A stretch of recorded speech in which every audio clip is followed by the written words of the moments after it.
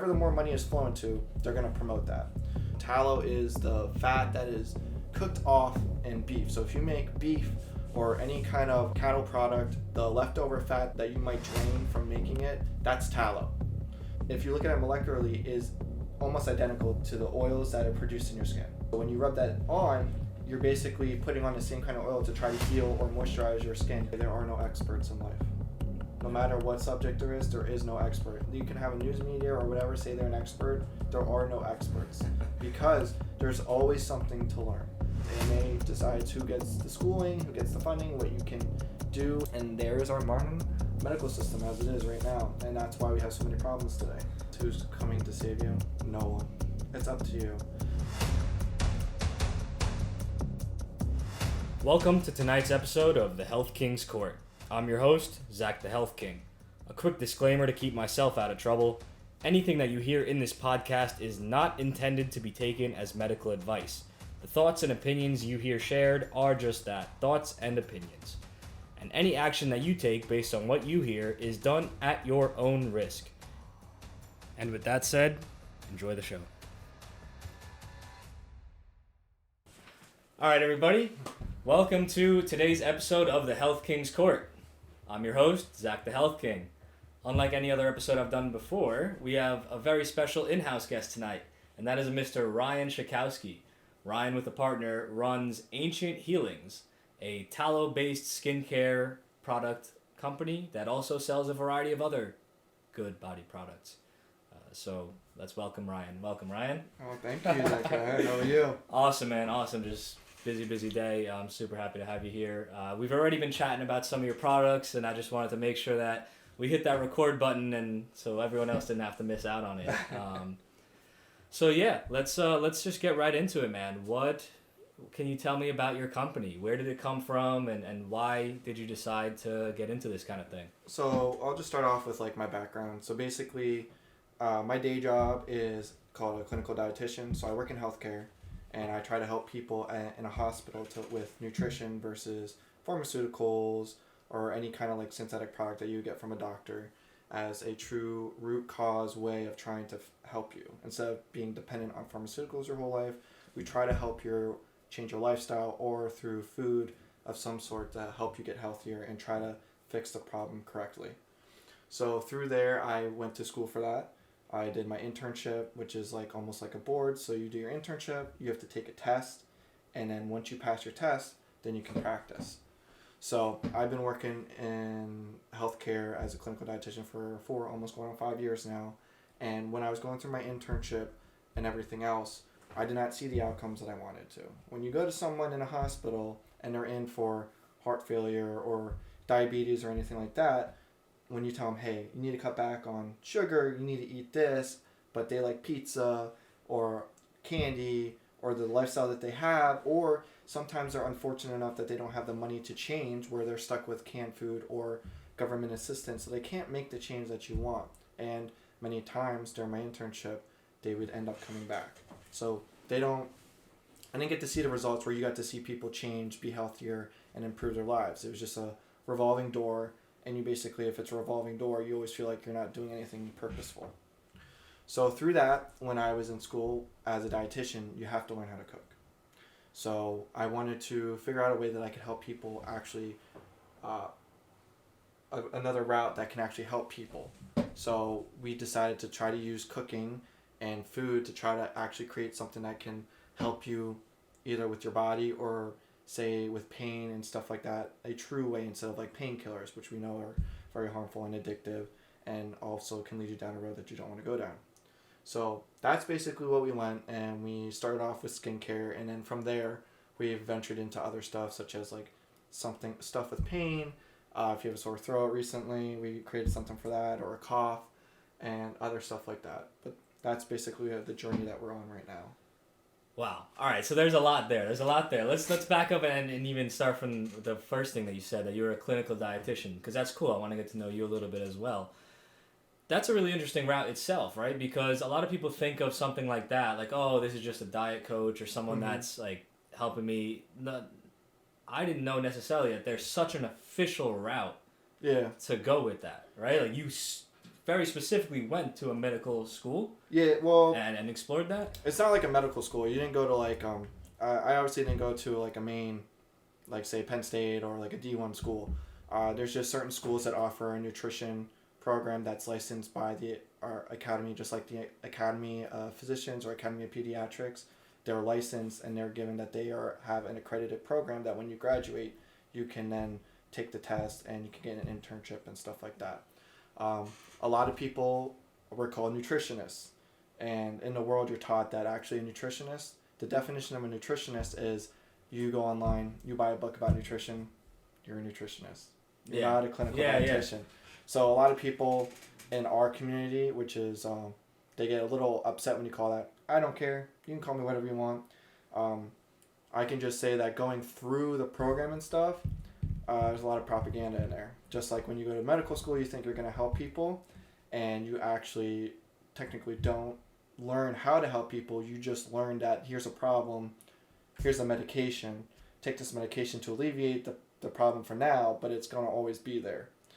That's one of the confusions that I think a lot of people when they go into medical school think that they're going to help people when they're just a salesman where they pop pills, honestly.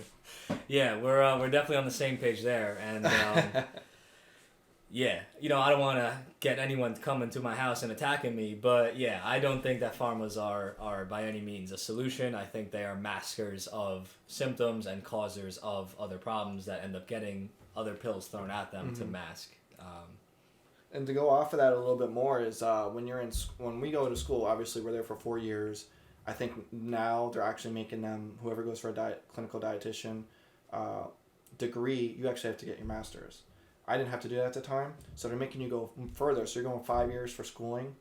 A doctor, for example, when they go to school for 4 years on top of going to college, plus the residency and stuff, they spend approximately 24 hours on the topic of nutrition.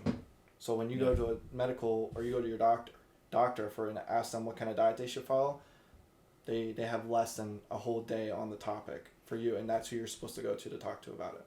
Yeah, exactly, and that's something that you hear a lot, and unless they've done private research or private exploration, they just don't get taught that. They get taught, here's your pill, here's how we can cut you open. That's my repertoire.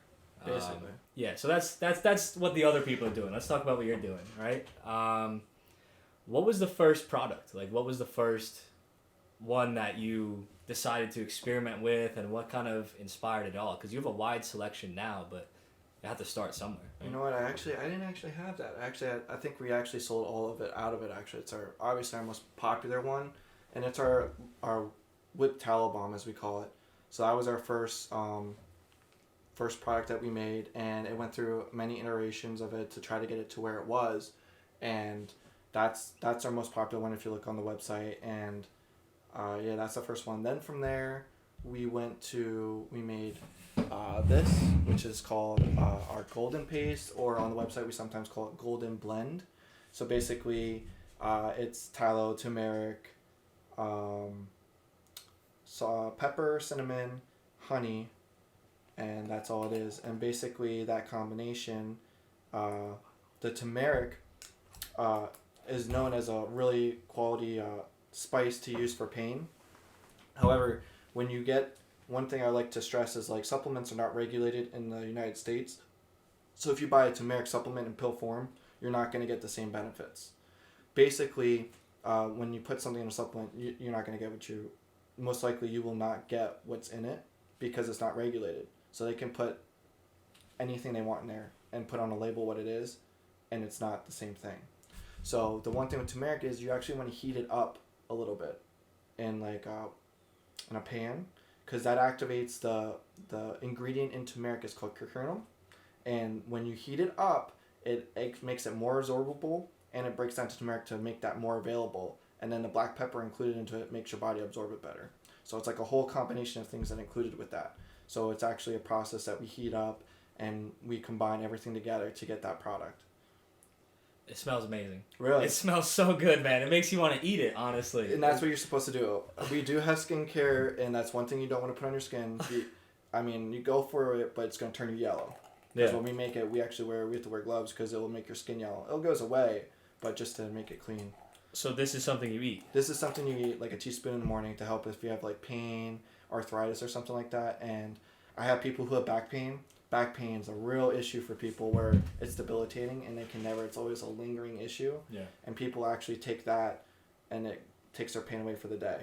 That sounds like a delicious way to start your day, honestly. Like, there's a lot of like supplements and tinctures and stuff that are like nasty. Oh yeah. Oh my god, I might have to. There's some people. It make you want to eat the whole jar. Can you overdo it? Is there? I only say a teaspoon, but obviously, always go to your doctor for the best advice that you can get, right? With our healthcare system. But we say a teaspoon, and that's where we go from there. And then if it doesn't do anything, then maybe up it a little bit more. Yeah. But we would just say a teaspoon just to start off to see where you are. So we'll go from there. It's primarily a pain management thing, right? Yes. Is there anything else it'll do for you? That's the main thing that we created that one for, is mainly for pain stuff, like if you have arthritis and stuff like that. But yeah, that's about it. That's what that one's for specifically. Yeah. Interesting. Does it have to be eaten straight, or can you like mix it into a smoothie? You can mix it. Or... You can mix it in a smoothie. Just be careful about don't put it in coffee or anything like that, because it's very sensitive. So when we cook it, it's on a very low heat just to give it, to make the kernel more available. But if you overdo it or if it gets too hot, you kill it. Interesting. It kills the beneficial parts of turmeric. So like cold stuff only. I would recommend that cold stuff, because we tell you when you buy it just to keep it in the fridge, and then just take a teaspoon in the morning and then go about your day. So that's what that one is for. Awesome. All right. What else we got? The other one, if you want to talk about pain, is that we do have a CBD balm. So we make that with our whipped tallow balm, and we add CBD oil to it. That one has a different scent. We have it being for a lemon mint scent. So that one you just rub on, and then it heats up your body and tries to alleviate pain that way. So a lot of people like to use it for their hands who have our carpal tunnel and stuff like that. Yeah. But you could use it anywhere in the body. Now, what do you mean it heats up your body? Like it brings blood flow to the area, or? Yeah. So if you put it on you, a lot of people, at least, what people have gave us feedback on is that it warms up your the affected area. So, you ever heard of the RICE protocol? Rest, ice, cold, elevate? Yes. Yeah. So that protocol was developed by a doctor, and he's actually refuted it and taken off that you're not supposed to do that anymore. Okay. Because, so the way your body repairs itself is that when you hurt yourself, you hate it because you get pain. And say you stub your toe. It's pain in the butt, it hurts, and it's going to hurt for a while. So when you ice it, and it numbs it, your body doesn't know there's a problem. So the pain will be there longer. So then from there, when you compress it, you cannot get blood flow to the area for your body to send stuff out to repair it. And then when you elevate it, depending on how severe, it might be beneficial, but at the top you need your body to get the blood. So when you elevate it, it may make it harder to send the stuff there. So all those combination of things make for a longer recovery time. Wow. So the R is good. The rest is good. No. That you don't even want to do that either. What? Yes, the whole program What do you mean? Yes. Okay. So the protocol is you want to have movement. So say you sprain your ankle. You're going to want to use it as much as you can that's bearable before it's like so unbearable that you fall over. So if you can get a little bit of movement out of there, that's good. It's going to make the blood flow go to there. It's also going to tell the body there's still pain there, so it needs to send more stuff to the area to repair it. And then the heat also brings more blood flow to that area. Yeah. So if you rub CBD on an area, it warms it up, so more blood flow will go to that area to try to repair it. And also heat also alleviates pain because it makes things a little bit looser and makes areas more dilated. That makes sense. A body in motion stays in motion. Yes. Right? So a lot of the thing is a lot of people want to give rest to when they injure something, and it's actually hindrance and it takes longer for recovery. So that is the one thing about CBD, is that it heats it up, and it also can alleviate the pain through vasodilation. Interesting. What about the honey? What kind of benefits does the honey have in there? So we use Manuka honey in all of our skincare products. So Manuka honey, ours is, there's a rating for Manuka honey. And ours is 850 plus, which is that's a high quality ingredient. You only can get it from New Zealand. Is the only place that produces Manuka honey. So it's imported, we grab it, and basically it has antibacterial effects. So it actually can help maintain, if you have a cut or something like that, it helps kill away bad bacteria and keeps it clean. Interesting. And so it sounds like the active ingredients are like all the different stuff that's added in. But why tallow as the base? What is that doing for these products? So tallow, the molecular structure of the fat of tallow, which is, if anybody doesn't know, tallow is the fat that is cooked off in beef. So if you make beef or any kind of cattle product, the leftover fat that you might drain from making it, that's tallow. So that fat, if you look at it molecularly, is almost identical to the oils that are produced in your skin. So when you rub that on, you're basically putting on the same kind of oil to try to heal or moisturize your skin versus a plant, which is totally different. It's also called polyunsaturated fat, whereas tallow is a saturated fat. So the saturated fat is more identical to the oils that produce in your skin because we're animals versus plants, which is we're not similar to that. So it's like heals like. Basically. Yeah. It's the most nutritious oils that you can put on your skin. Now, we also make a bison balm. That's awesome. So a lot of people like bison. It's a more higher quality meat and also sought after. So that is a little bit more of a leaner fat and still has the same benefits. And in that one, we include royal jelly, which is honey that is only fed to the queen bee. Okay. So that also has some collagen stimulation effects. So that will try to help with wrinkles and also with rejuvenating of your skin. So we add that. We add black seed oil to that because that's a nice oil that would help with antimicrobial effects. That was one of the big oils that people were promoting during the pandemic to try to help with your body's immune system. So we added that, and we also added vitamin C, which is another collagen stimulant to try to help with that rejuvenation and help with the wrinkles and try to keep your skin looking nice and young. That's super cool. So all of that, all those things there with the bison fat, royal jelly, the vitamin C, and the black seed oil, we try to make a complementary concoction there for your skin. Try to make it a more luxurious and higher priced product for you.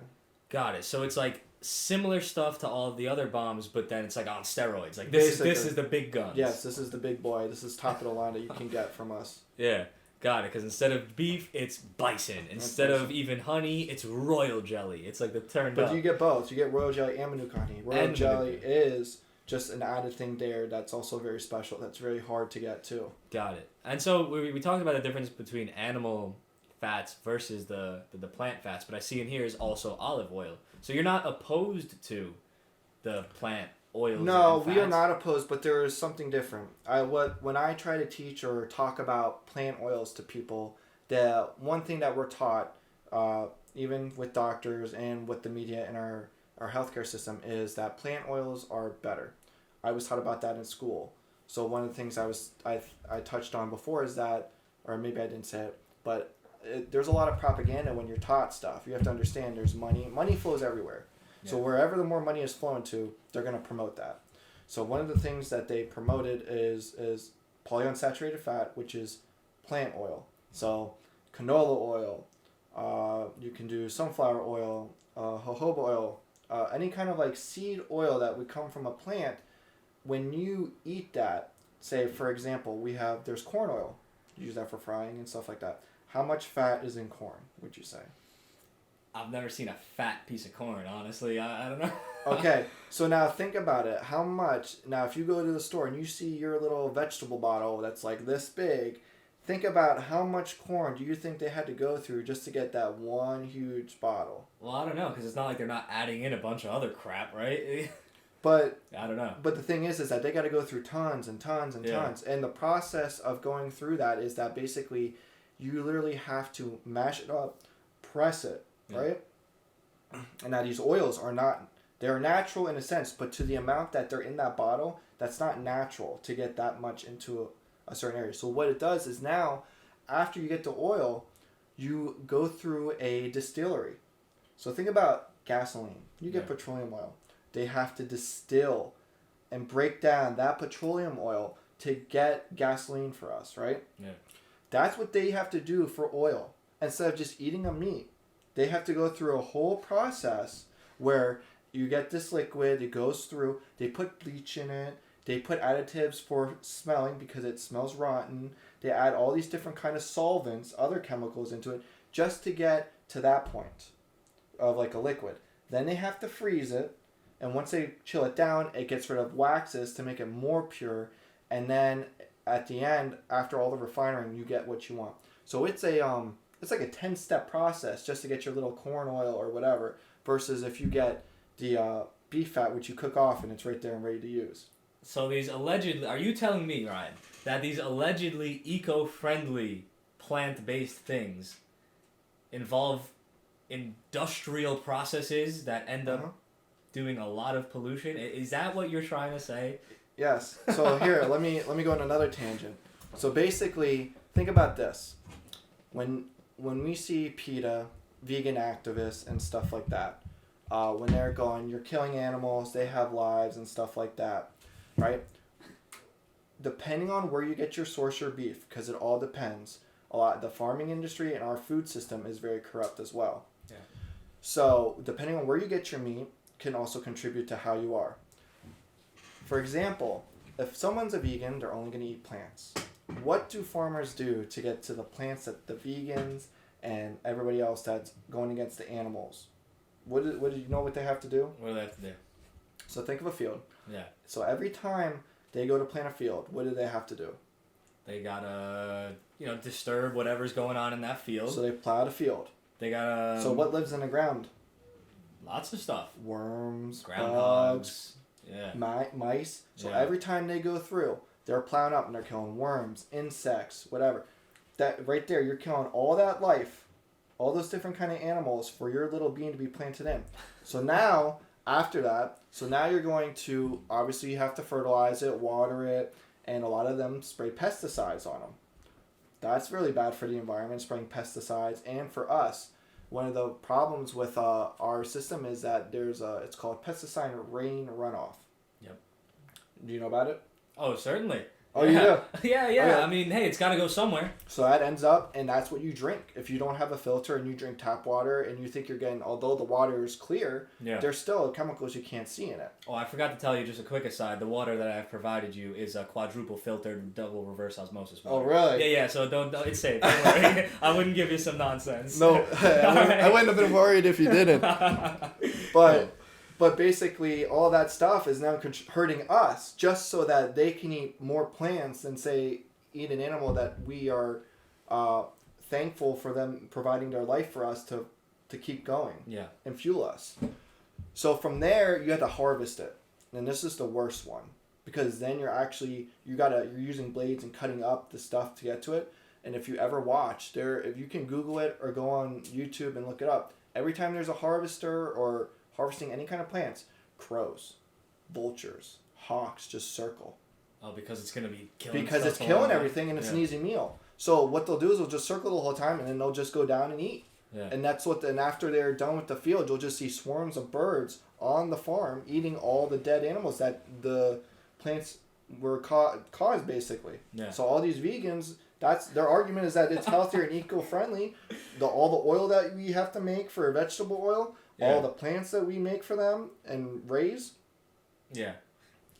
But you know what? They make the propaganda and the pro-vegan materials very convincing.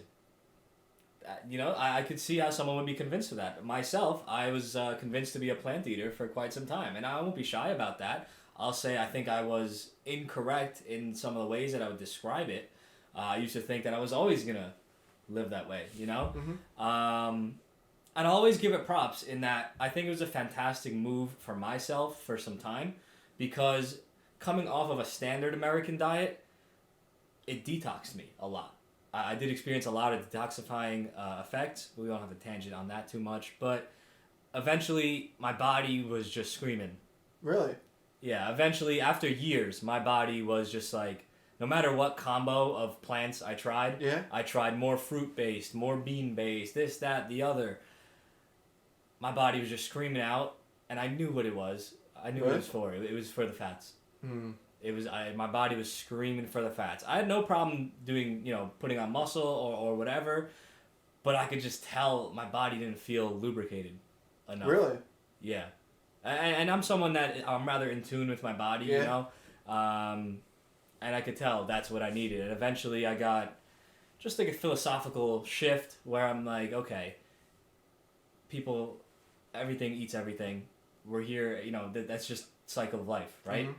There is no life without death. There is no, so I tried out adding back in the animal products, and now I'm primarily animal based. My meals are eggs, beef, bison, all that, and so I understand both sides of the equation, and it's an interesting experience. You have a unique perspective then, because to me it's like I can't imagine just eating plants all day because I love meat. I said that before too. Really? Before I went plant based, I said, I'd never do that. I used to make fun of plant eaters. But then certain things convinced me to try it out, and how long I try to never say never now. That's always a good thing. Yeah. Sometimes I do that sometimes. Yeah. But how long did you last on the vegetarian? Or vegan or whatever. I try not to use those terms because they just get stigmatized with a bunch of like nerds. I never felt I was quite the nerdy vegan, if you will. But I was a plant-based eater for at least like 3-ish years, 4. Yeah. That's pretty good. That's pretty consistent discipline with it then. Yeah, well, at that time it wasn't necessarily even discipline. It was just philosophy. I didn't feel like I was being held back. I was convinced that eating the animals was bad for me, so I didn't want to harm myself. It wasn't like even a discipline thing, but yeah. Anyway, I don't want to tangent. I want to talk about your stuff, man.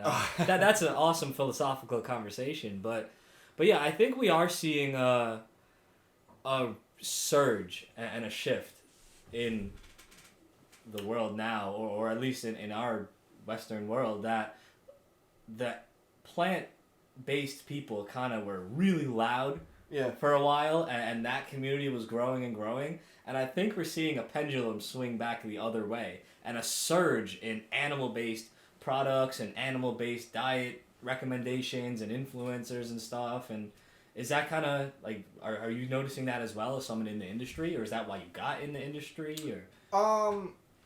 For this stuff, no. Basically, I went for nutrition back to the beginning about how I did me going for nutrition. Basically, my mom was sick my whole life, in and out of the hospital, and the doctors could never fix her. And I don't mean it in like a derogatory way or anything, but they couldn't get her better. Yeah. She'd be out of the hospital, but you knew eventually she'd end up back in the hospital. She had her issues, and even at some point, the doctor blamed her, that she was the one that was causing it. Like one of those people that have mental illness where they think there's always something wrong with them, so they want the attention or whatever. Which is very real. That does happen. It's a possibility. But she didn't have that, and I think she was a big proponent of nutrition for me, big on like eating right. So after school, I went for that, and my goal was to try to help her find a way to like keep her out and keep her healthy. But she actually passed away my freshman year of college. So from here on, my goal is to try to help as many people as I can to keep them healthy. But like I said, during my internship and doing my clinical work right now, it's not as gratifying because a lot of people don't want to change their eating habits or live the lifestyle that they need to be better. So we wanted to change our direction a little bit, or at least I wanted to change my direction and found somebody that viewed the same ways, and we started this. So that's how we got to this point. That's beautiful. And that's certainly something I can relate to, in that it's a hard scenario to be in, to know that there's an alternative to the suffering and an alternative to the conventional anything that is proven to be so bad for you or someone in so many ways. And when you've kind of dove yourself into not a conventional route, but like a systematic route where you're going to have these people come to you, and they're not necessarily going to be people that are receptive to it. And so I could totally understand how you'd want to do something like this, where you can provide the information, provide the product, people that are going to buy it are going to get the help that they need Yeah. because they're purchasing and using the product, and there's no like trying to like not force but Yeah. like So get people through that. we just offer a solution. If you want to try, you can try it. We're not like, the one thing I think, like going back to what you were saying, is like you're seeing a shift. I think people are just getting fed up. They go to the experts, and all they have to offer is this either rest, or here's this pill that you got to pay on top of going to the doctor to try to heal you, and then it's like a forever thing. It's not like a true way to heal something. And again, healthcare is a business. Yeah. So no matter what, they're going to promote stuff that's going to make you either maybe feel like crap or not really alleviate the whole problem because they want you coming back. Yeah. And I think a man that's not his own doctor is a fool. That's a very interesting quote. I've not heard that. That's not my quote. Don't give me that. That was, I don't know if it's Hippocrates. It's one of the philosophers. Oh, okay. Yeah. It's like, and it might be the verbiage is different. I don't think it was in English originally. But yeah, a man who is not his own doctor is a fool. Because what else is there to focus on in life, right? I don't care what you know. I don't care what you know how to do. If you don't know how to keep yourself healthy, what the hell are you worth, right? Because, okay, you could say, okay, I do this and and I could hire a doctor at whatever point. Well, what if they're not available? Then you're SOL, right? How could you not focus at least on building a working knowledge as a man of how to protect yourself, which also translates to protecting your family, protecting the woman you love, protecting your children, right? How could a grown man, allow themselves to just succumb to illness and allow their child or allow their woman to be at the mercy of a healthcare system? It boggles the mind, right? How could you not develop a working knowledge to ward off illness? I think that's an essential part of being a human or being a man, man or woman. I think the fact that it's been outsourced, the fact that health has been outsourced to so-called experts, and people just rely on other people to tell them what to do and just be sent down the river of whatever they're told. I think it's responsible for much of the illness that we see today, because who's going to act in your very best interest? Who can you count on to do that except you? It would be wonderful if everyone in the world that's in the health industry was a kind soul and did only promote things that were genuinely good. But once things are commercialized, whether they're centralized or not, whether it's socialism or capitalism, if you are relying on other people to just have your best interest in mind, it's naive at best. No. Never. Always the common phrase is, who's coming to save you? No one. It's up to you. The other thing I like to say, add on to that about someone who doesn't... What was it, your quote you said again? There's a man who is not his own doctor, that man is a fool. On top of that, I would say there are no experts in life. No matter what subject there is no expert. You can have a news media or whatever say they're an expert. There are no experts. Because there's always something to learn. We're always learning new stuff. Right now, like I said, previously when I was in school, polyunsaturated fat was a big proponent saying that's healthy for you. Make sure you avoid saturated fat. Only eat plant oils. All this stuff. And now, as time goes on, it's coming back that that's totally false. And that our bodies, the way that it's designed, is that you need to eat animal fat. And it's actually healthy. And basically, now, the pendulum's swinging, like you were saying. And I think that's what's happening now, is that people are going back. If you can do a test right now. Yeah. You go on Google, you type in, what is the best way to cure or alleviate, say, non-alcoholic fatty liver disease? Let's find out. If you do that, maybe the wording won't be right, but if you look up, it will probably say that saturated fat is the best way of lowering your non-alcoholic fatty liver disease, which is a big problem today, where people who are obese have so much fat around your liver that it makes the liver shut down. That's what non-alcoholic fatty liver disease means. Is it not popping up? Just a bunch of advertisements. Let's see. Usually it would. I saw it recently. It would pop up like, you know how if you search a question, Yeah. it usually gives you an answer at the top of Google. Yeah. It was up there. And that was on the picture. Or something. The first one, medicines. That's the first. That's the first thing. Yes. Medicines. But that's actually the only thing that this page is saying. So yeah, that gives you an example. So basically, I saw that, and I think that's a good showing that basically they're starting to now realize that the beef fat is coming around, that it's actually going to help and alleviate some of the symptoms. I mean, the one thing is like a big thing that people worry about when they get older is heart attacks. And if you ever go back in history and you look at when heart attacks became like really, really common, is right when seed oils were put into our food. And they were pitched as the solution to such a thing. Yeah. The funny thing is, you know where seed oils were first put into production or used for? I do know. It was engine lubrication, was it not? No. No, that was not the answer I was looking for. And I actually think a lot of people actually use lard and animal fat for lubrication back in the day. Okay. That's what they used to use. Beauty products. Really? Yes. They failed. They failed so much so that they couldn't sell products with plant oils in them because I guess they wouldn't have the effect. So basically they sold the patents and all the ways of making those kind of products or those oils, how to get those oils. Yeah. Sold it to the food companies, and they're in our food now.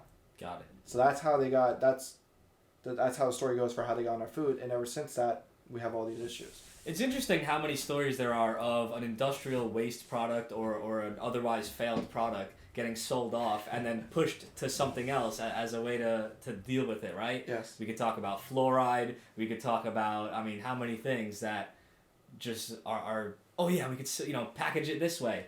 Oh, it didn't work this way. All right, package it like that. Sell it. Bam, they'll buy it. Mm. Dirty business, man. Dirty business. Oh, that's how it is. And do you know the story of how our health system got to the way that it is? Or you want to talk about was it the Carnegie letter or whatever, and then the Rockefeller oil pharmaceutical industries. They figured out how to make pills out of oil, and then they did the campaigns against the holistic practitioners. Are we talking about that kind of thing? Do you know how that went? Yeah. Go ahead, by all means. You want to talk about it? You go ahead, my friend. So basically, the John D. Rockefeller, the oil tycoon, excuse me, back in the day of Standard Oil, saw that there was a way that the scientists were able to make the first synthetic vitamin C. The very first vitamin that was able to be synthetically made was vitamin C. So Rockefeller wanted to make a way that he could use the oil to make synthetic products such as vitamins and sell and make money off of it. Most of our pharmaceuticals are, I believe, from oil. So that's where they come from nowadays. Indeed. So the only way he could do that is that he needed to be able to do it. One, he had to find a company that would be able to try to extract and create these vitamins, and then while also calling the traditional medicine, which is today, which we call holistic medicine or alternative medicine, right? It's the alternative, not the original and the real stuff. That was the original and real medicine of the day that we learned from Native Americans and everybody and other people that already had knowledge on the stuff. He basically had to find a way to call that quackery and make it so that people would only use his stuff. So he basically contacted this German company, and IG something. But basically that company at the time is now Bayer Pharmaceuticals. Yeah. That is the same company that he used. So they were able to make it, and then World War II hit, and what happened in Germany was the Holocaust. So a lot of Jews that were in the Holocaust were actually test subjects to be used for Rockefeller's synthetic vitamins and see if they were ethical, if they would help with anything, so he could sell them. So those were his test subjects, and then from there he got a lawyer called Abraham Flexner, and he lobbied. Flexner Report, that's what it was. Yep. So then he lobbied to Congress saying that the holistic / alternative medicine is quackery, bullcrap, that it should be illegal because it's dangerous, and Congress agreed. So it made it outlawed, and then him and Carnegie were then joined forces, and they made the American Medical Association, the AMA, And then that's basically how it is. AMA decides who gets the schooling, who gets the funding, what you can do and give out.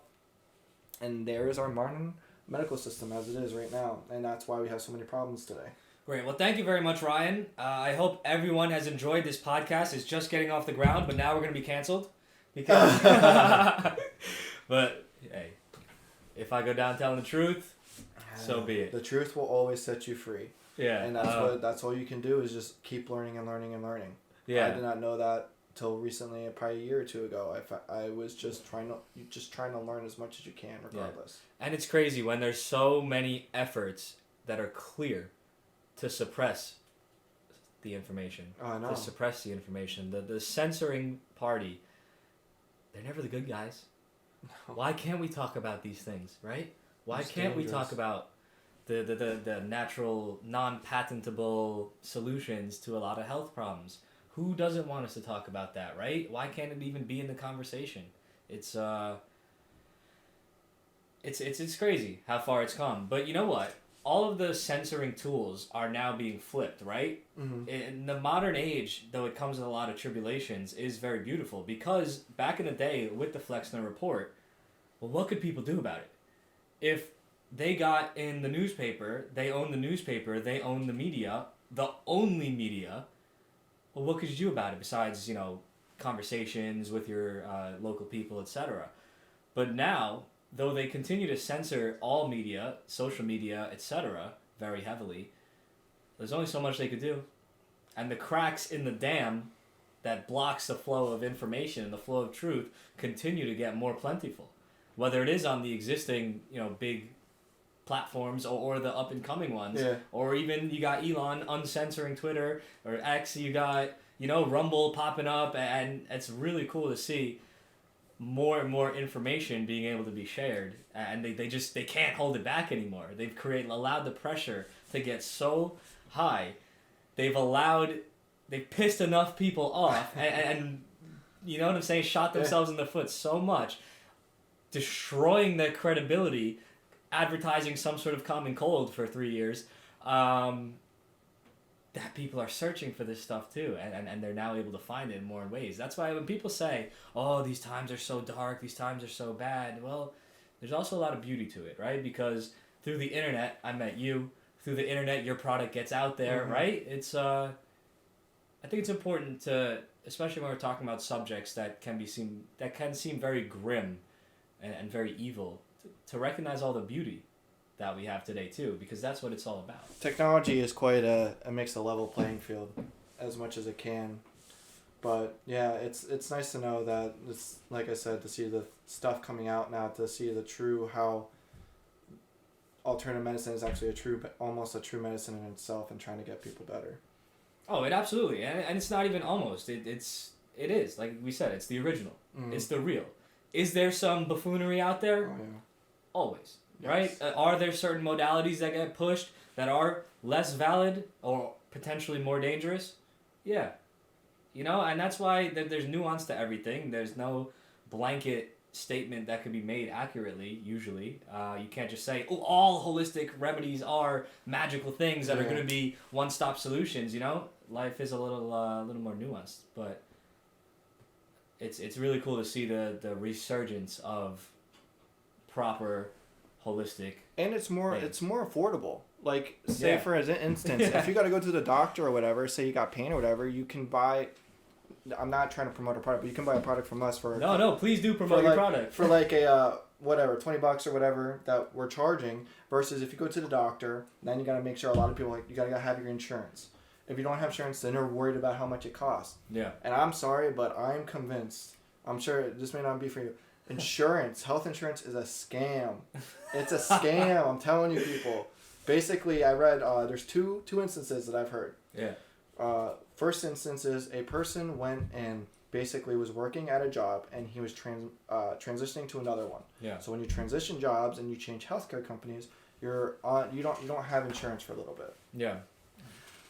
With that time being uninsured, he accidentally he got sick, so he went to the ER. And he went there, he got an IV, maybe Tylenol for some pain or whatever, and they told him that he had a kidney stone.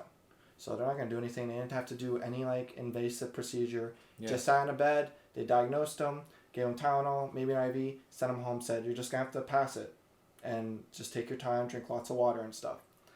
He got a bill in the mail. What do you think for just a couple hours in the hospital just sitting there? God, I don't even want to know. I mean, how many digits even? We're talking 5. Oh my God, man. 5. So we're talking, he said it was like around 35 grand. Oh. Just for sitting in an ER bed. Yeah. For some Tylenol you can get at maybe the drugstore for $10 or less. And maybe a bag of IV, which you can drink water. Yeah. You know, as an entrepreneur, the person myself, I haven't worked for a company in God knows how long that provided health insurance, and I don't care to go seek it out personally. I don't care. I wouldn't use it. They don't have any solutions that they'd offer me that are real solutions. I don't want health insurance. I have health assurance. I assure my health with the choices I make daily. That's a great mentality. You know, I have health assurance. Yeah. More people need to have that, but the thing is it takes action.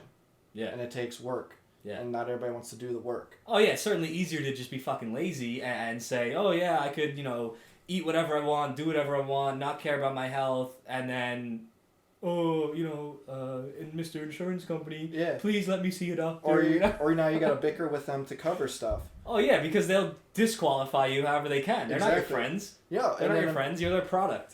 So the second half of that story is that when he got the bill in the mail, he called up the company, obviously, to be like, look, well, I got this bill for $35,000. I just went to the ER bed, and I was like, yeah, just submit your claim with the insurance, and they'll probably cover it. And then he goes, I don't have insurance. And they're like, what?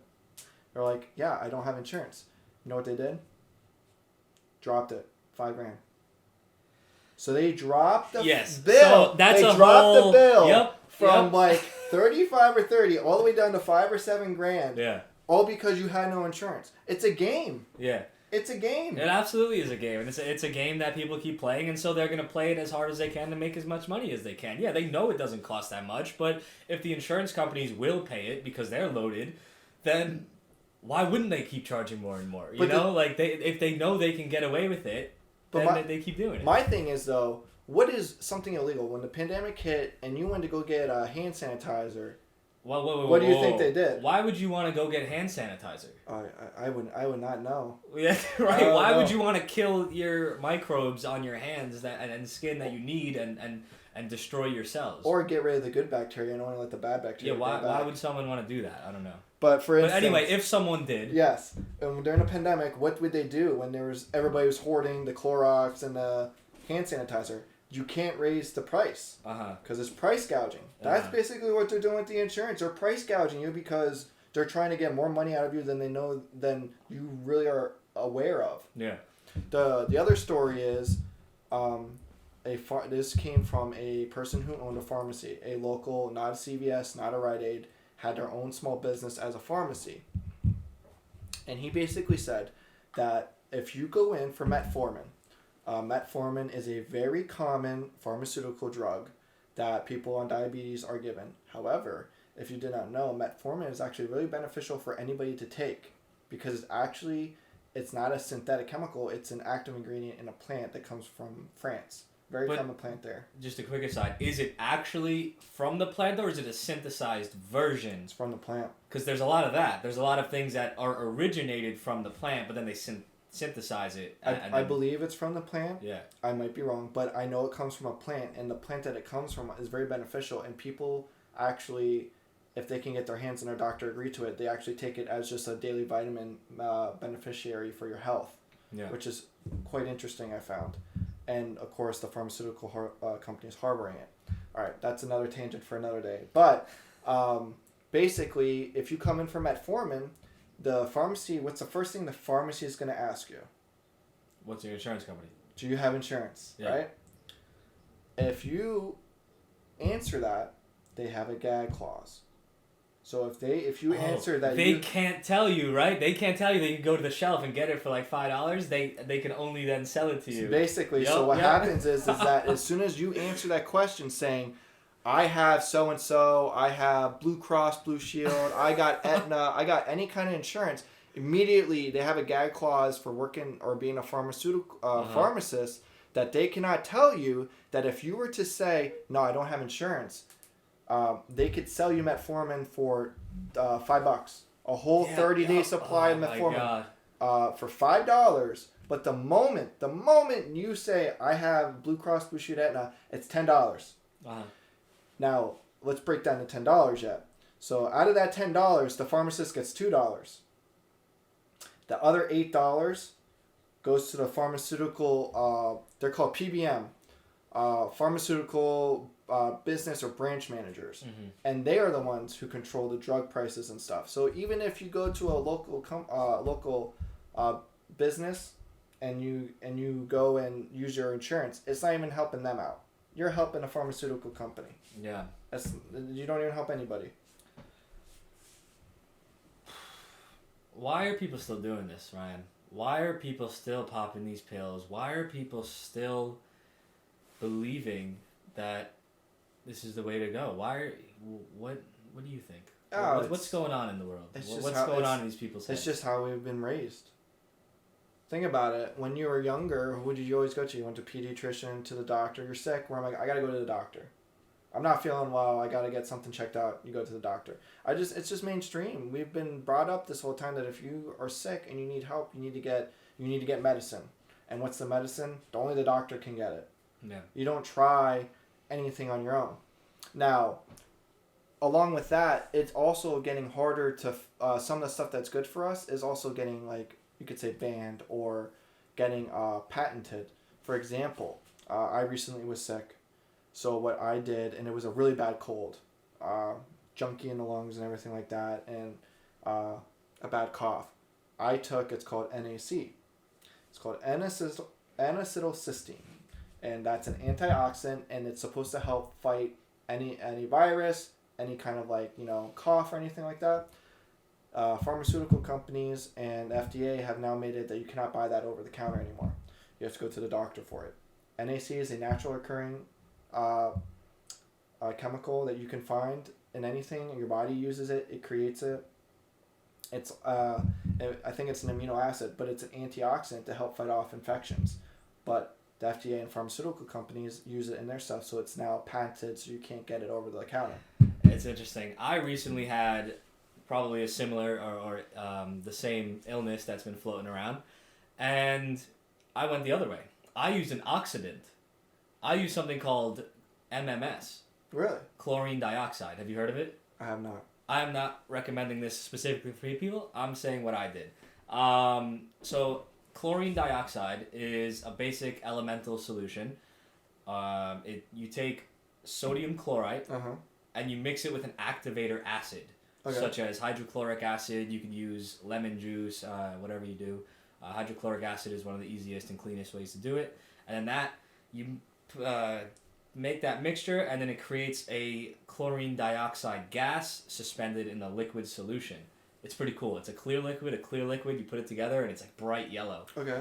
And then that chlorine dioxide is an oxidizing thing. It's very, very powerful, and it's been observed to clear out parasites, bad bacteria, all sorts of nastiness in it. There's a lot of hefty claims and stories out there of it being good for diseases of the heftiest variety. Okay. Like, I'm talking the serious stuff that they say is, incurable.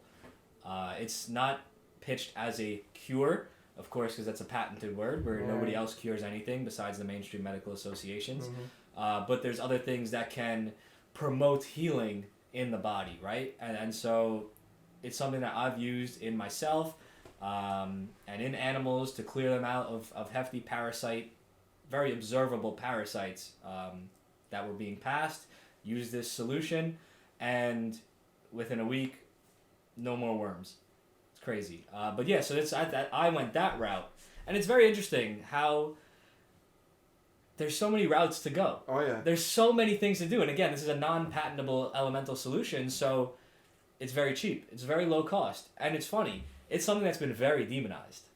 There's been massive smear campaigns saying it's a cult, it's drinking bleach, all these people, because chlorine, people hear chlorine and they freak out, not realizing chlorine has many different forms and elements, forms to it. Chlorine in itself is they put it in our tap water for antimicrobial effects, but but when you drink it, there's actually studies that show that it causes stomach cancer. Well, like I said, there's different forms. Yeah. This is specifically chlorine dioxide. Yeah. Chlorine monoxide might do something completely different. I'm not a scientist, whatever. The point is, I have used it to alleviate my illness with fantastic results. You can breathe it, you can drink it. I'm not promoting it. This is just what I do. I'm a crazy person. We both are. To be clear, I am a nutcase. But yeah, it's some very interesting literature on it, and my point was that it's so basic and powerful that it makes a lot of pharmaceuticals look kind of silly, and so yeah, it's been very demonized. Even though you can get it in an adjacent form, right off the shelf in a camping store, for water purification purposes. It's sold. It's allowed to be sold. Hey, you can purify your water with this. But if you go, hey, I'm going to take this to actually heal and purify the water in my cells and purify myself, well, then you'll be told, no, you can't do that. You're not allowed to buy it, whatever. There's so many ways. We're not known to them, or they're so kept secret that you have to find someone that is not very knowledgeable and has been doing it for a long time. Yeah.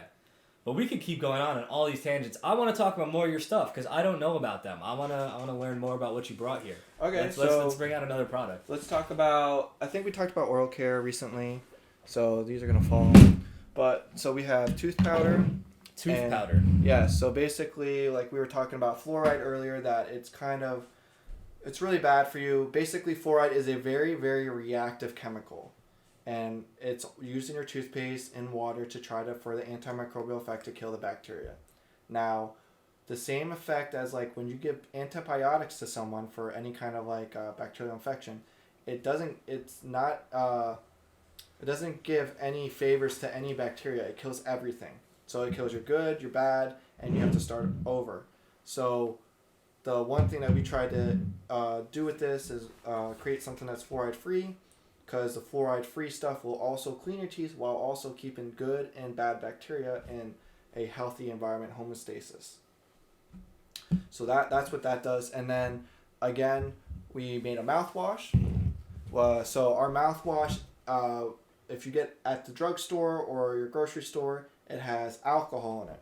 Alcohol kills bacteria. It doesn't do any favors. It kills all bacteria, which this is made with aloe vera, sparkling water, baking soda, some Himalayan pink salt, or pink Himalayan salt, and then some flavored peppermint oil. And then you just swish that around, and then it leaves a nice, fresh, minty taste in your mouth without the burn or killing of the good bacteria in your mouth. And the reason that you want to do this is because when you kill the bad bacteria or all the bacteria in your mouth, it's more likely that the bad bacteria will grow. And that bacteria is not what technically gives you the cavities, or what they're called dental caries. It's basically they like to eat the food in your mouth, and then they at the end they give lactic acid off as they ferment it and eat it, and that's what eats away at your teeth. So we try to prevent that with this stuff. Very interesting. Oral health care is massively important. It's where your digestion begins. It's where everything that you're intaking, whether it's food, water, gets its first interaction. And of course, our mouths being a mucosal membrane, everything that you're putting in there is going to absorb right into your bloodstream, etc. Yes. So it dumbfounds me that people are just like, boom, hit back some alcohol in there. I mean, there's you think mouthwash that you get at Walmart isn't or is naturally blue, or are they putting artificial dyes in there? You know, like what? It's what everything is synthetic. If you get a mainstream product, most likely a lot of the, like if we go back to the creams, they like to use to call it. If you ever look on the back, it's like a dissertation of a paper of ingredients. And you'll always see abbreviations. One of them is called PEG. It means polyethylene glycol, which are just long chemical chains, and that's what basically they use as the cream. And it's synthetic garbage basically. For example, they actually use the peg as part of a laxative too. They just put it in anything and it has different effects on you. It's not like a true, actual natural thing that you can use. That's cool. Let's talk about the tooth powder, right? Because that's a new term for people. I've heard of tooth powder in my natural product searching endeavors, but most people only just know of paste form. Why powder? So with you can do either one. There's ways to create it. We just decided to go with a powder, and the stuff that we use is Bennett clay, and we use actually eggshells. So eggshells have a chemical called hydroxyapatite and basically that chemical compound whitens and also strengthens your enamel and remineralizes your tooth. So if you have tooth decay or say you have a cavity, it's going to help you try to remineralize that tooth and heal it versus where it's going to be fluoride and it's going to try to kill everything. So we add that to it. Again, peppermint oil, and then we also add charcoal for another cleaning activator. Yep. And then, did I say Bennett clay? Yeah. So there's apparently a controversy right now with Bennett clay because they're saying that there are heavy metals in Bennett clay because it comes from the earth. And obviously, that's one of their favorite smear campaigns. Heavy metals, heavy metals, heavy metals. So, all right, if you want to give that argument, yes, that's true because Bennett clay is basically earth. And that's where a lot of heavy metals are. However, if you do look up, you're not ingesting this. You're not swallowing your toothpaste. You're brushing your mouth and you're spitting it out. Yeah. And you're using mouthwash or water to rinse your mouth more to get all that out. So you're not ingesting it. And there's a benefit of Bennett clay. It actually cleans your body of heavy metals. It can actually take heavy metals out of your mouth and out of your body. So there's also that effect too. So I don't think it was as big of a deal, but a lot of people are pointing it out recently. Yeah. So. But that's how we went about that. There's also people who make tablets. They make a toothpaste tablet where they make the paste, and then they actually like bake it, and it forms a tablet. So all they have to do is they chew it, and then they brush their teeth too. We just didn't want to do that. Interesting. That sounds interesting. But yeah, tooth powder's cool. I have heard of it. I have used it before. You can usually like add it onto like a natural toothpaste. Like you dip the little toothpaste in the powder and then you get kind of both going on, right? Yeah, so when you buy from us, we give you a little packaging slip to give you some advice on how to use it. You can either, some people will just wet their toothbrush, put it in, because it has peppermint oil. It does have a flavor to it, so you can brush with it. But some people don't like the texture. They're not used to it. They're used to the paste. So what we recommend is if you can, find a fluoride-free paste that you like, and then wet that, dip it, so you get that extra tooth powder cleaning power added to it, and then you brush your teeth and spit it out, and it's much more desirable of a texture that you can say. That's what I like to do, because the grittiness is kind of like not normal for me. So I'll put it on my paste and dip it in and do it, but yeah, you can do it both ways. Yeah, I've explored a lot of different natural toothpaste options over the year. The one I'm using now is really cool. They have a lot of different flavors and lines, super basic ingredient list, and they have a version that actually has hydroxyapatite, which I started using recently. Yeah, so I just learned about that, which is pretty cool. You know, the funny thing is, all the big companies, Colgate is a big company. They had a tooth powder at one point. Yeah. They all had one, but now they go to a paste. Yeah. So all these things that we create here were used at one time in our history. And one of the things that we like to say is that with our name, Ancient Health and Healings, this is all that we used back in the day. We're going back to the ancient ways. These are the ancient healing ways. So our company is for this. We're going back to our ancestral roots, and we're using the ancient ways of healing our body. Exactly. That's why the name of this podcast is, the Health King's Court, Ancient Wisdom, Modern Health. Because we're just talking about that OG stuff. These aren't new ideas. No. They might be new ways of working with them and presenting them, but it is just ancient stuff that we're bringing into the modern age again. That's exactly everything I stand for. Let's what else we got here? So we'll go back. We'll go into skincare again. So we have this is one of our new products. We call it Blissful Hydration. So a lot of girls are really big on their skincare, and they each have their little bottle of serum oil that they drop on their face, and they got like 5 of them. They do one pass and they pick up another one, do it. So we wanted to create something from nature and create something that's similar to that, but it's all in one, right? You don't want to use 5 of them, and you want to get all those ingredients in there that will get the best results for your skin to make it hydrated and plump and look very young. So we start with rose water. So we take roses and we slowly simmer them in water to get the rose and all the benefits out of the rose petals. And then from there we add the big serum right now in makeup is hyaluronic acid. And if you ever take a look at your makeup with hyaluronic acid in it or formula, just look for the ingredients and look where it is. You'll see it's at the bottom. So it means that it's the least amount in that product.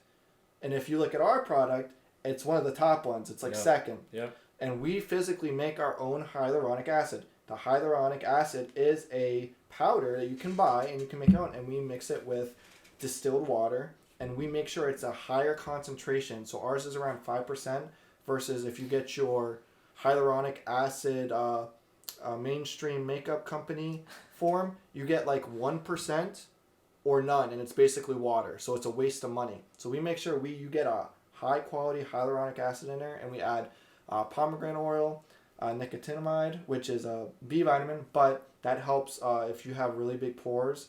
It tries to close them up so you have an even looking skin.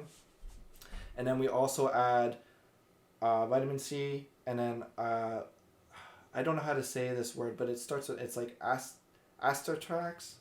It's a weird word, and I recently found out about it, but it's an algae. And we put a little bit in there, and it's a very high, powerful antioxidant, 10 times powerful than CoQ10, which is another big supplement ingredient that a lot of people like to push. So it's a very, very powerful product that we tried to create, and it's relatively new, so you can try that out if you want. From there, since that could be used after, we have soaps. So we have just a regular bar soap, and that's just a tallow soap for your body, like a body wash.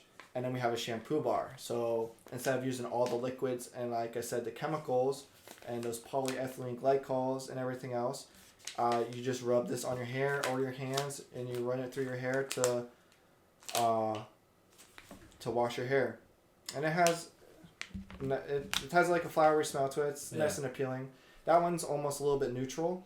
So if we do try to get a lavender eucalyptus scent to it, but depending on the type of essential oils that we use, it sometimes comes out that it's also unscented as well. Yep. You ever think about making a caffeinated soap? That's my new favorite thing. Caffeinated soap? Yeah, I have a soap now. I can show you after. It is like an all-natural soap, made of only good stuff. And yeah, it has caffeine in it. Really? It's super cool. It makes like a tingling sensation, and it is pretty like toning. It's like a cooling, tingling sensation. Do you is there a scent to it or anything? It has other stuff that are scenting it. That scent it. Yeah, I'll show you after. I forget. That's interesting. I have the I've never heard of such a thing. Yeah, but it's a bar soap just like that. Wow. It's honestly my new favorite soap. You get a little buzz on, but no, it's toning. So, and then we have 2 types of, this is deodorant. We have 2 types. I brought the manly one since you're more of a manly person. Thanks, buddy. This is lumberjack scented. That's hefty. That is a hefty manly smell. So it's a lumberjack. When you think of a lumberjack, you think of a man chopping down trees. So we try to go for a woodsy pine smell, and that's lumberjack. We also have a lavender eucalyptus deodorant for the ladies. Lavender is a really popular scent for women as well. So that's what we use there. And that one has tallow, mango butter. It uses arrowroot powder, magnesium hydroxide, and baking soda to try to alleviate BO. And then we got the essential oils in there to try to give it the scent as well. Interesting. This is a very intriguing scent. I've smelled a lot of natural products in my years, but this is a very intriguing. What does it remind you of?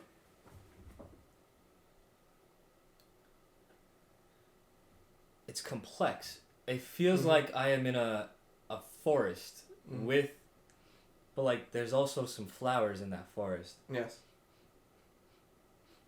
It's almost difficult to believe that it's not synthetically fragranced. No, they're all essential oils. So Yeah. we got the main one. There's pine, obviously, because you're gonna be Okay. chopping down trees. So it's a pine scent, and then the flower is there's a little bit of lemon, and then honeysuckle. Interesting. Okay. Yep. But those are a few. There's more than that in there, but that's the flowers in there, and then obviously pine. What is the magnesium hydroxide doing in there? Because So I keep hearing about magnesium for this, that, the other. I haven't necessarily seen it in a deodorant. so so the magnesium hydroxide in this instant is a salt. It's a natural salt like a rock, and basically that and the baking soda, which is also a salt, actually kill the bacteria that actually make BO. It's not that you stink yourself. It's just that there's bacteria growing underneath your arms, and that's what's giving off the scent of bad odor. So those salts actually try to kill or keep the bacteria at bay while also freshening. So those are the two active ingredients in there. That's super cool. And I love the packaging, man. It really shows your guys' attention to detail. Everything's glass or paper. Yes, the main thing is no matter what it is. I actually had to do a study in college about plastic stuff, and no matter what it is, it leaches. And some of these things, for them to get to where they are, they have to be a liquid, so they are heated up. And when you heat something up and it goes into plastic, plastic leaches into the product. So our goal is to minimize plastic into our products as much as possible. So we prefer glass, but if glass doesn't make sense for the packaging, or we cannot find like a glass or metal container, then we go to like the deodorant is cardboard, and we also have Zachariah like to try the lip balm where they're kind of like a cardboard, and we try to limit the plastic exposure as much as we can, because it's an endocrine disruptor, and in my opinion it's much more damaging than we really know at this point, because it affects when it's an endocrine, that means your hormones, so testosterone, estrogen, and a lot of cancers come from estrogen receptors and of that nature. So I think it's way more big of a deal than we have it as of right now. So that's our goal when we make our product, if we can do it. Oh, absolutely. And it is something that is still being studied, and how deep the ramifications go is still being yet to be seen in this modern age. But there is already plenty of evidence and plenty of knowing out there about how plastic in assorted capacities is one of the great dangers of today. And that's in several forms. Whether it is those water bottles, whether it is body care products leaching the plastics, whether it's plastic clothing, polyester, all those synthetic fabrics leaching synthetic, plastic fibers into your skin. Massive endocrine disruptors specifically harmful to that testosterone. And for people to understand this, you may not think it's a big deal, because almost all of our products that you get at the store, plastic. Food is kept in plastic, all the drinks. When you have a newborn and you go and you need baby bottles or whatever, the container that your formula is going to be contained in for those bottles that you buy are glass. The federal government mandates that you cannot serve and get plastic bottles for formula anymore. If you make formula... Whoa. This is a whole other conversation. Why are we feeding babies formula? Hey, I am a big proponent of breastfeeding from my background in nutrition and how much it is and how beneficial it is, but it's breastfeeding is not for everybody, and it can be very difficult for the mother. Yeah. So it is an option. I'm not for it. I'm with you on that, but it's just to demonstrate that not even newborns are allowed to be fed from bottles made out of plastic. They have to be glass, just to show you how harmful these things can be, even though maybe our body right now can manage it. Yeah, it's certainly very interesting. But it is that there's so many questions I want to ask there, or ways that we could go, because all right, the government, it sounds like they're protecting the babies, right? Why then can you buy baby water in the store that's in a plastic bottle and then has added fluoride for that baby in there? You ever see that? No, I've never seen that. Yeah, go to the baby aisle of Walmart and you'll see jugs of water that's like sold as baby water, and it has like additional fluoride. Really? Yeah. I'll have to look to. Yes. I'll have to go find this because this blows my mind because Dude, yeah, it's in there. I don't, it. spend too much time searching through those areas, but Oh my gosh. watch, baby butter. It's crazy, man.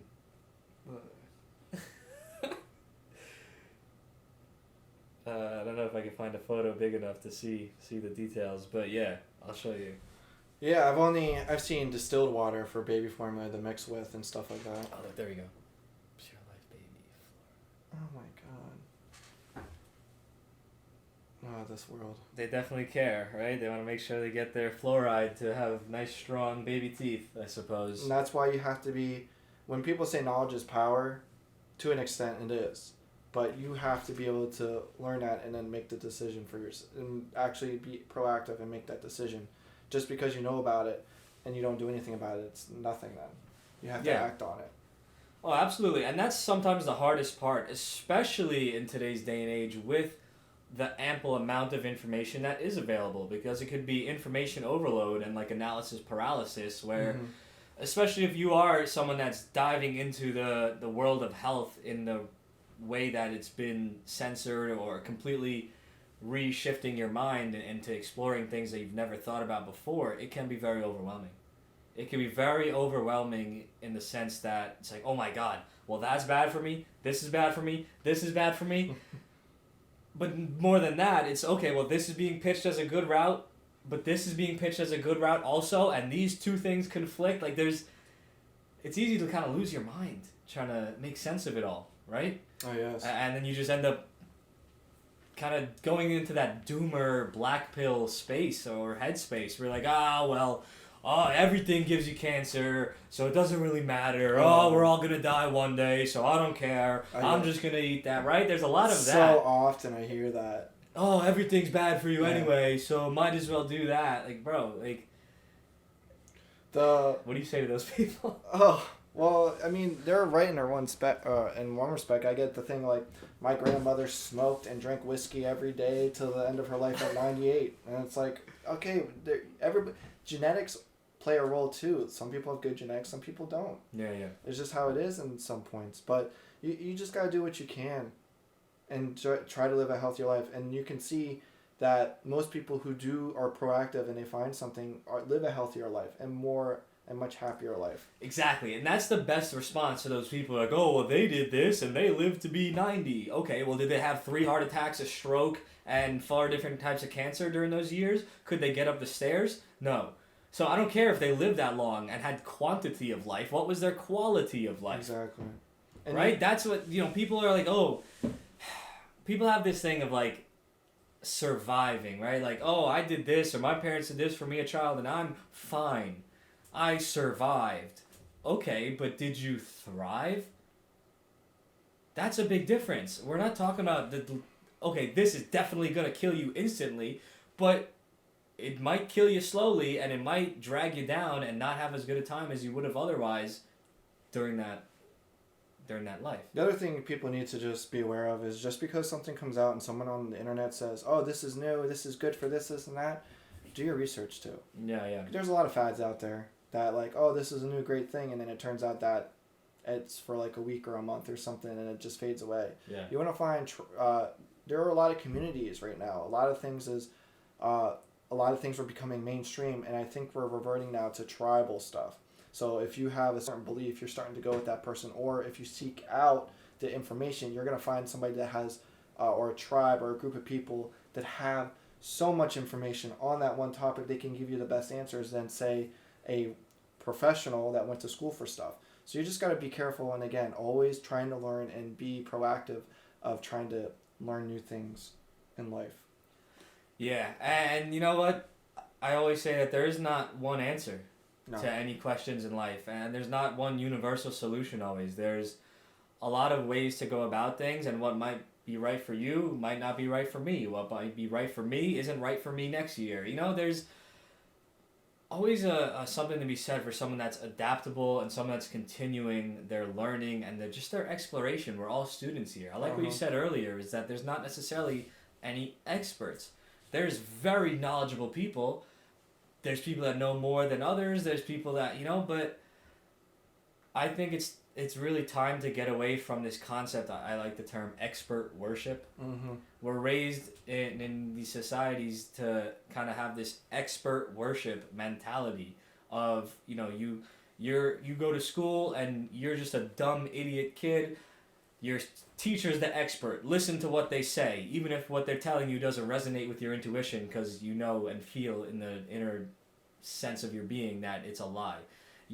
Go to the doctor and outsource your health, and they're the expert, and they'll tell you what to do for your health.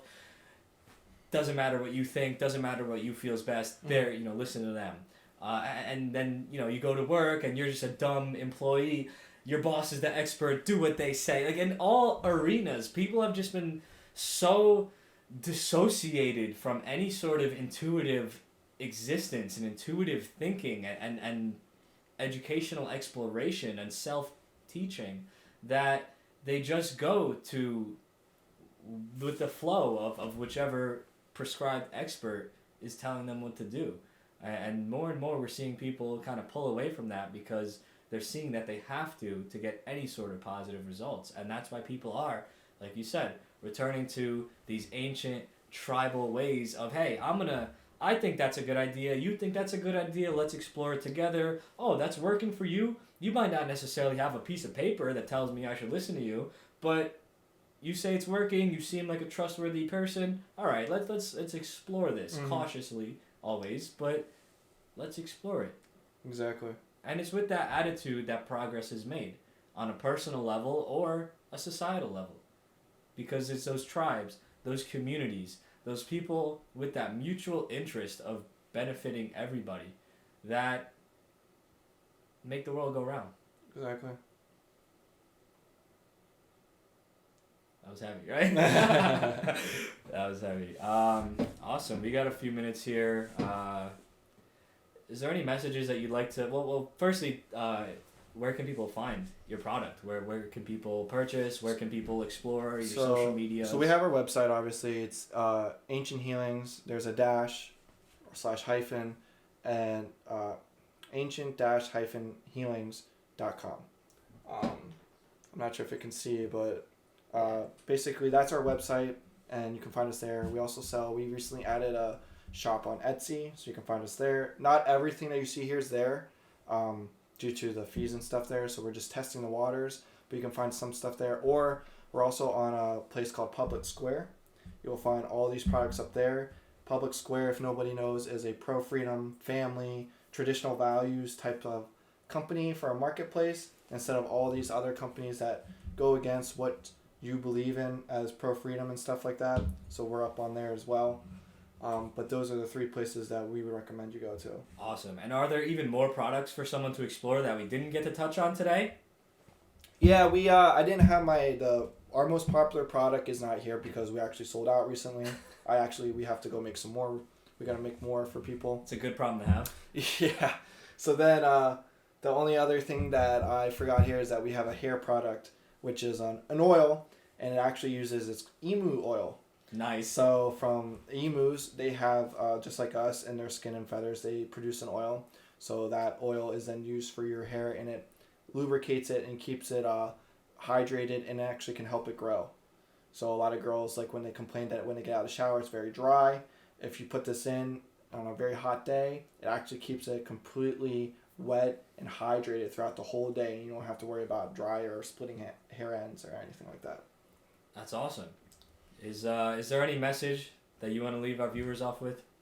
I would just say, as I said, keep trying to learn.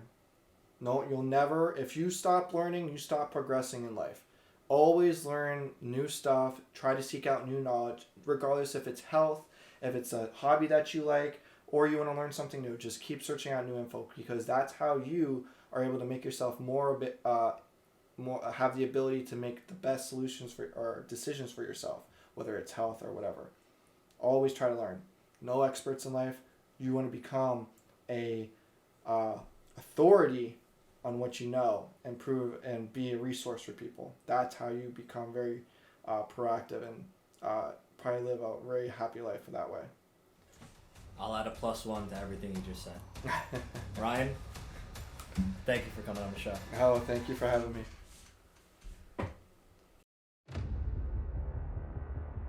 As a special surprise for you viewers and also for Ryan, I am going to do a product review of some of the products that I've had the opportunity to try out in the recent times since I've recorded that episode.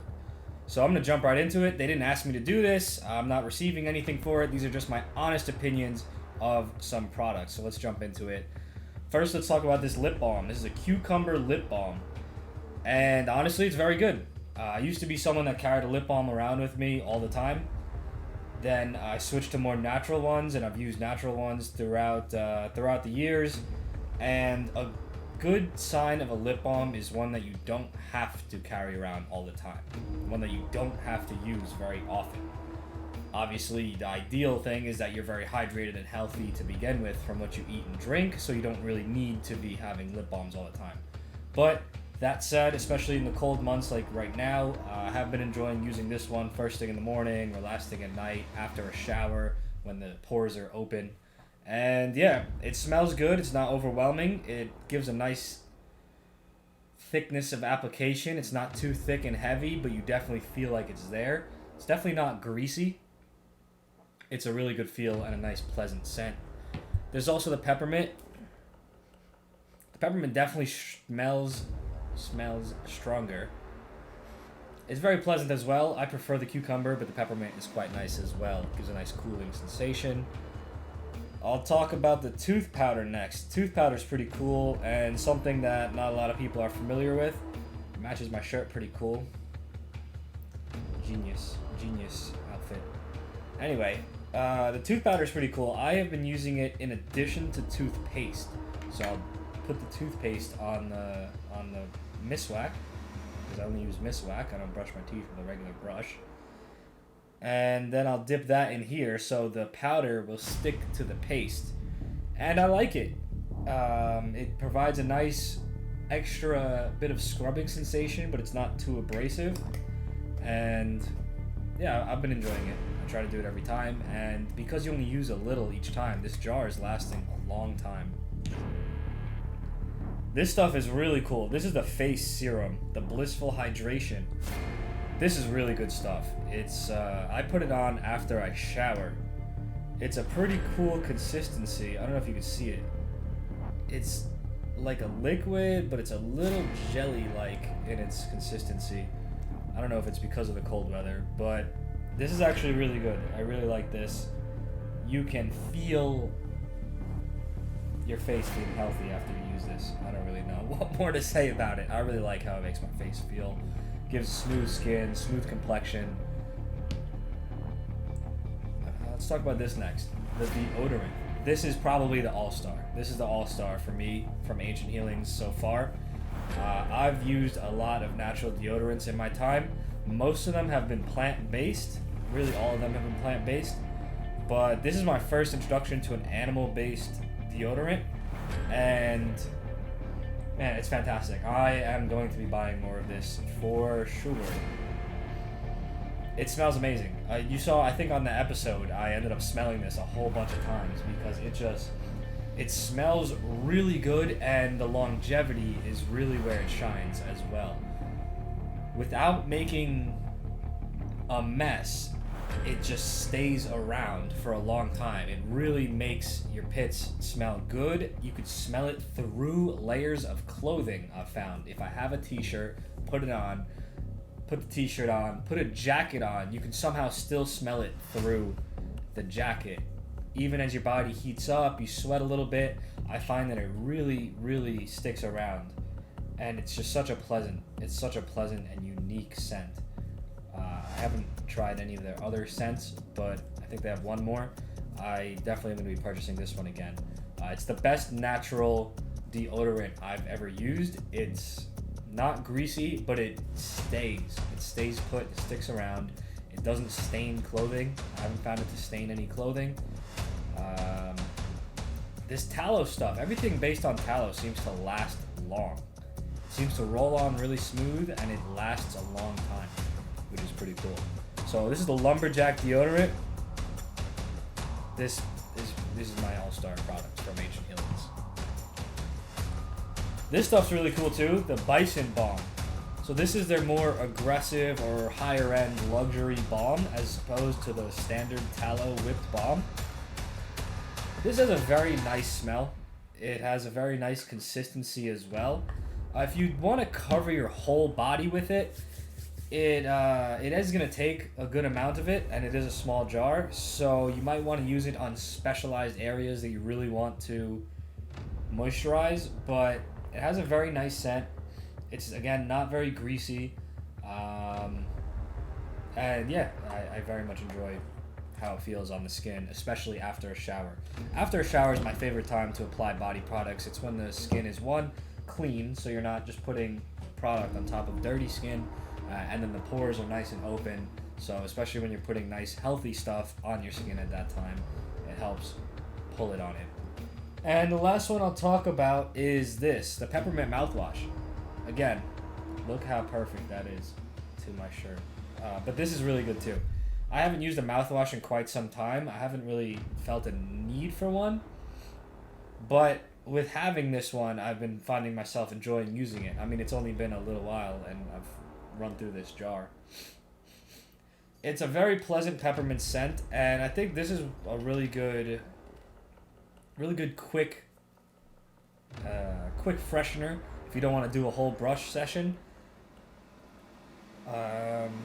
Yeah, I mean, it's mouthwash. I don't really know how much I can say about it, but I think it is very effective. Obviously, if your teeth are nasty and your breath and gums are nasty, it's not going to cure anything, but quick top off if you eat some stanky food and you want to real quick smell fresher, then this is a good choice. I like it. All clean ingredients, so it has my stamp of approval as well.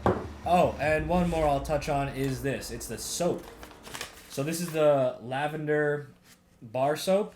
I've been cutting it into segments because I like to only take small segments at a time and use it to keep the whole thing fresher. And yeah, nothing bad to say about it. It's a very fantastic bar soap. Some good old-fashioned animal fat bar soap. It a little goes a long way with this one.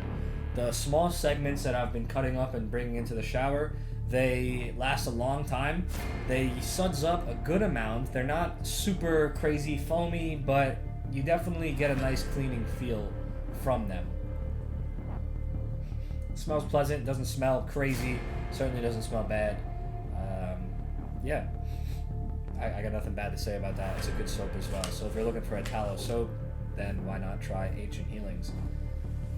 That's my product review. Again, unasked for, unprompted, but I think this stuff is great, so I would absolutely love if people were to purchase them. I don't benefit from saying that at all, just my honest opinion.